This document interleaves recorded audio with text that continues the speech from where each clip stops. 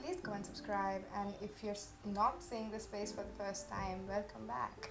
So a few days ago, I made a video about painting my uke, and I asked you guys for suggestions for the back.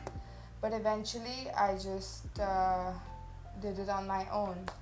So this is what we left the uke at. It had dot mandalas all over the front, and this kind of gave me a traditional vibe. But essentially, as a player, I usually have some traditional songs and some classic songs, and also some new, modern and funny songs.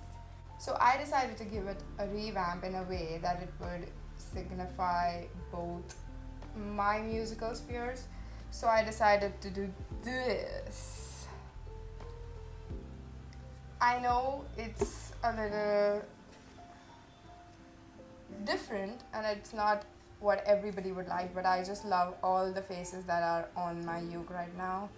So what I did was I painted this white along with the whole handle, and then I drew on it with a permanent marker. These faces are known as kawaii characters or kawaii drawings, and they're just eyes and a mouth, and all of these are different. I made sure that no two faces on the whole uke were same. If you want a video on different eyes and different mouth shapes, I could do that, but for this video I'm just going to have a time lapse of the uke. So here you go.